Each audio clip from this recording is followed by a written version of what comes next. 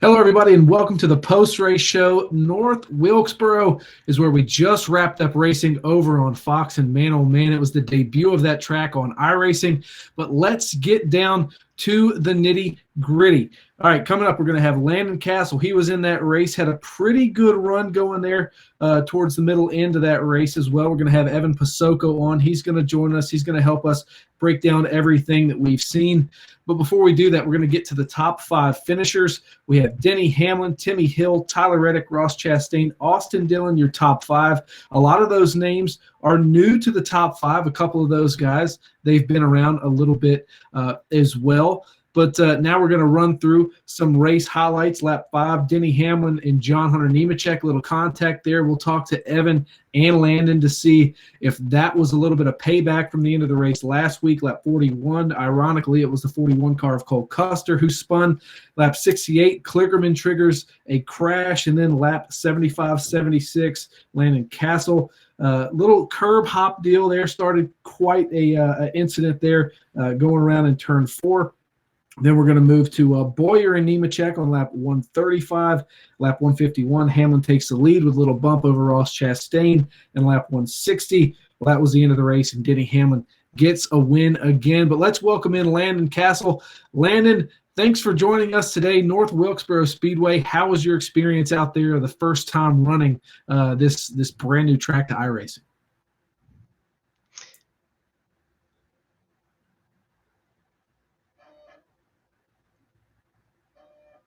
You got me? Yep.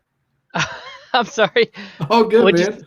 What'd you say there, Merriman? I said I was just wondering how the first race on a brand new racetrack in North Wilkesboro, the first time that we've seen this track in iRacing. How was that? Yeah, so it was fantastic. Actually, you can tell I'm still in my simulator. You've got the Twitch view, and I've got a chat of people that are going crazy right now putting in blue emus. So all of that is distracting. We had a blast. North Wilkesboro was an awesome racetrack. It was super racy. The bottom lane was the preferred groove, but you could pass on the outside. And it was a handful, and it's just aesthetically pleasing because the track is a throwback track in general. They based it off of 1986. All right, so now let's get down to, I'm sure, what you don't want to talk about, the incident on lap 75, 76, whichever lap you want to call that. What happened there? And, I mean, it was a heck of a wreck. Yeah, I mean that was just my fault. I was giving the three too much room and got myself too low and caught the curb, and it just bounced the car up the racetrack. It's something that would have happened just like that if I had done it in real life. So I was really bummed about that. We had worked really hard to get our car repaired early on in that wreck. With John Hunter Nemechek, I got some engine damage. We had to pit several times, repair the car patiently without taking our reset because we wanted to save our reset. We got the car fully repaired and then got our track position back. So, fortunately, that wasn't our only whack at a top 5. We got another one late in the race, but it was just a lot of fun racing on that track today.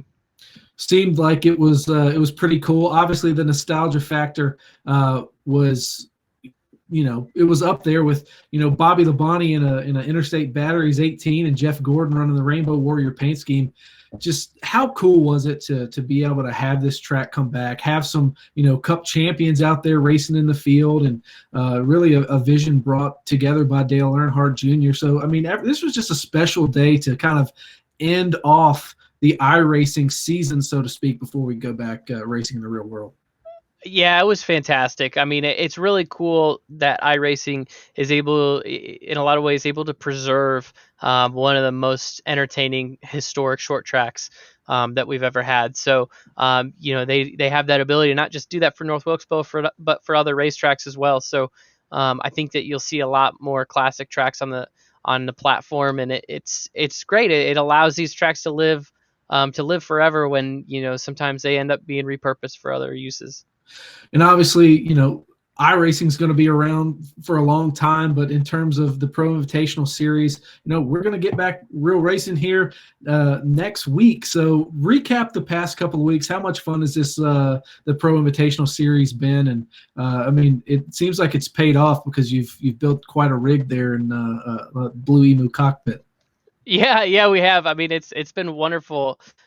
Blue Emu, I've built a relationship with a sponsor that didn't exist before, and now it's as strong of a relationship with a sponsor as I've ever had. And I think there's definitely the opportunity to take them racing from the virtual world into the real world. So, I'm excited about that. We had some good results. We had 3 top 5 finishes, a top 10 finish. So, it's really been a great experience the whole way, and I'm thrilled to have done it, and it's got me into Twitch streaming and built a community on the iRacing platform as well. So it's been good overall. When we get back to the racetrack, are you going to carry around a big blue emu box and set it in front of you in front of every bullpen you do? I mean, you're setting the standard pretty high, bringing in the Twitch stream, and the branding everywhere, man. That's professional. Yeah, I mean, it's been good. It's worth it. Blue Emu's given me this opportunity to, hire people to help me with content and to make this content. So, they deserve the exposure for it. And, I know that it's gone well for them as well. So, all that success, it's great to have a company that's just so bought into our sport. All righty. Well, we appreciate you joining us, and good luck in the future. Maybe we'll see you down in Darlington. Thanks a lot. All right, now let's get to our box score. Hamlin, he gets 2 wins on the year. We had in this race, we had 8 cautions for 53 laps. Some notable finishers: Kevin Harvick finishing 9th. He hasn't been in all of these races. Took him a while to get set up on the sim. He finishes 9th. That's pretty respectable at a track that no one really knew what to expect in North Wilkesboro. Boyer coming home in 12th. We know that he's been really snake bit when it comes to iRacing over the past few weeks. So good to see Boyer finishing there. Then Jeff Gordon in 18th. I want to go back to what I was talking to Landon about there. Just, seeing Bobby Labonte in his old 18 car, and seeing Jeff Gordon in the Rainbow Warrior car, and even to the Skull Bandit throwback Timmy Hill had with the gold wheels was really cool. You even look at Dale Jr.'s car, throwing back to days of old and racing history within his own family, and to do it all at North Wilkesboro. I know we have Darlington that's on the schedule that we do these throwback weekends at, but when you take Wilkesboro and iRacing, it just made sense. I know the RCR group, they had the American ethanol cars painted up in all the Wrangler paint schemes. So everything was just perfect. It was fitting. It was a great job by iRacing, a great job by Fox for sure. But now we're going to go to Evan Pasoka. We're going to welcome in Evan. Evan, talk to me a little bit about what we saw. I was just kind of waxing poetic a little bit about all of the cool paint schemes and kind of the cool decoration that they had around the track, to the signs and everything. I mean, this was just perfect between iRacing and Fox. It really was, and it's so unique because there's actually a couple of tracks on the service that when iRacing scanned them, they were active, and they have since gone defunct. They're no longer used, and they live on forever in the sim world. So this is a really unique opportunity for iRacing to do it the opposite way around. Go back to North Wilkesboro and scan it, and again, they opted to go with 1987, so that did a lot of extra work for them. They needed to go back and look at pictures and videos to match it up, and I mean, you heard guys like Dale Jr. talking about it, Jeff Gordon, Bobby Labonte. They did such an incredible job. Not only did it look great, but it raced great.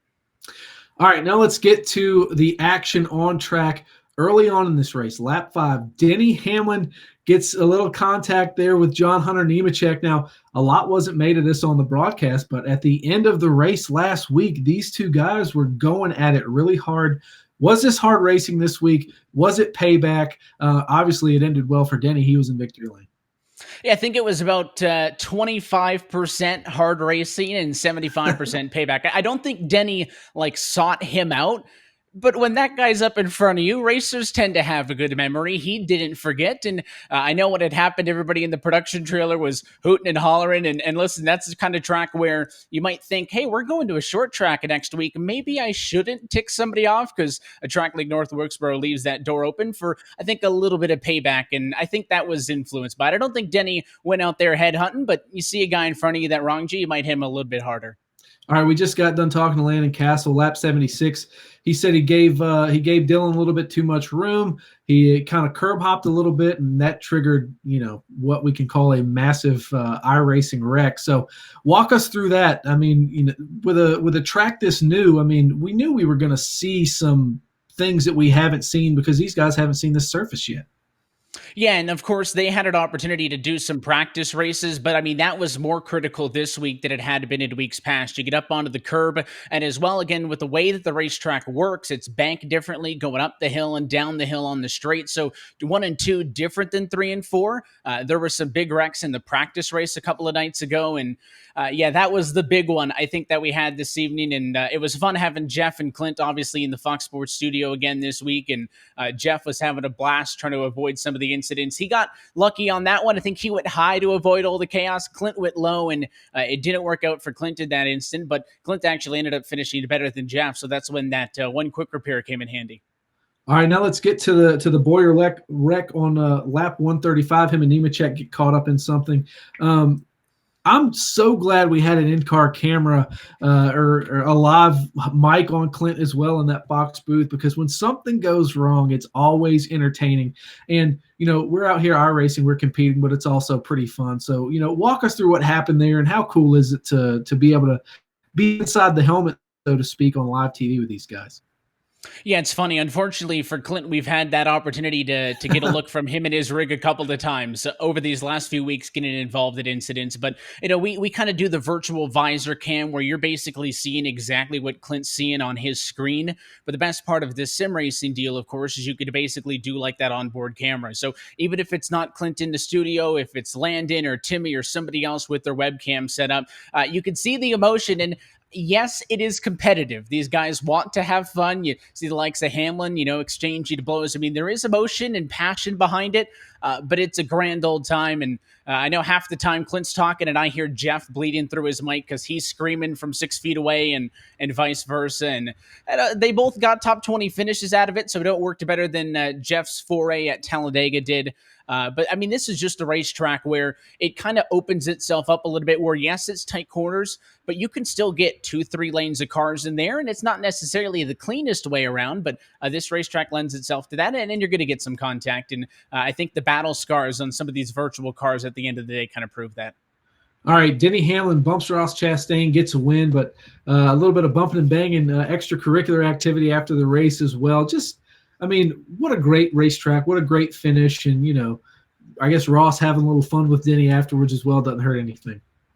Yeah, Ross, I think, was actually one of the best cars in the field. And at one point, he had got up to second, and he was kind of giving a couple of shots to the leader at the time, and he wouldn't move him. He was kind of knocking on the door, and a yellow came out, and it kind of shuffled things up in a pit strategy. And when you talk about Denny Hamlin maybe being a villain, we've seen him use a bumper at a short track in the past on the sim and in real world, and he wasn't giving Ross any opportunities to, get through a couple of shots or just moving up a little bit to get back on him. He knew what he was doing. He went in there with a purpose, moved them up out of the way, and it got a little bit chaotic for Ross back there in traffic. But that's how you do it. All right, now let's go to our winner stickers. Who are you awarding a winner sticker to after North Wilkesboro?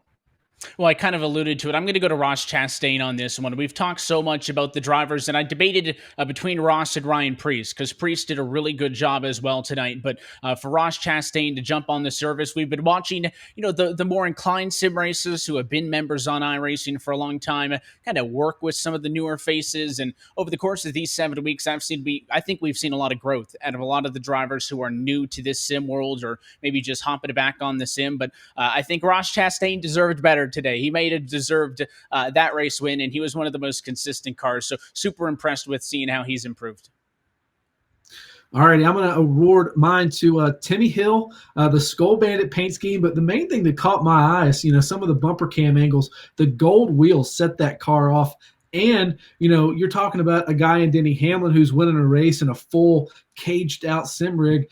And Timmy Hill's got his glass of milk there, and he's just sitting at his IKEA desk with his 12-year-old steering wheel and his pedal box. So it just shows you that it doesn't take a lot to be good at iRacing other than talent of being good at driving a race car. So Timmy Hill gets my winner sticker. Yeah, and I just want to jump on that point. You talk about the equipment level. I mean, it's really easy. You could have what I have, which is a wheel that's $200-300 and a monitor, and you're good to go and you race it on your desk. Or you can have the motion rigs. I mean, it is kind of a limitless possibilities. But we've had people on iRacing win championships at the eNASCAR level in just basic setup. So you can kind of get those more advanced things to diversify yourself and to kind of get more into it. We saw Bobby Labonte was racing in his fire suit today. Jeff Gordon had some racing gloves. So, I mean, it's kind of all up to what you want to do to get out of the experience. But from the bottom to the top, it's so much fun. All right, Evan, we appreciate you joining us. But before we let you jump off, I want to let you update everybody on what's going on in the Coca-Cola iRacing series and when we can see that on track next. Yeah, we're going to be back this upcoming Tuesday on May the 12th, and we're headed to Charlotte. So all of our Coca-Cola iRacing Series races are 50% of its NASCAR Cup Series counterpart. So it ends up being our longest intermediate race of the season at 200 laps. It's going to be a ton of fun. We only have the top 8 drivers make it into the playoffs, and there is no winning your in this. So there's a lot of guys like Ray Alfala, Mike Conti, series champions that have dropped out of the top 8, and we're almost halfway through the regular season. It's going to be great stuff. This series is going to be here all year, every other Tuesday at eNASCAR.com. All right, some NASCAR heat stuff coming up as well. But Evan, we want to thank you, and we'll let you go now. We appreciate you joining us. And racing is not over. Racing is just starting back up. We have live racing at Darlington Speedway this Sunday, May 17th, 3:30 p.m. Eastern Time on Fox. We have all week to get ready for it. But first, tomorrow, make sure you're good to your mom. It is Mother's Day. Do not forget that. That is super important. So cook her breakfast, make her coffee, bring it to her in bed. Anyways, for everybody here at NASCAR, we appreciate you watching the post-race show. Thanks for watching the race at North Wilkesboro. And hey, maybe we'll see you back here sometime soon. Don't forget Mom.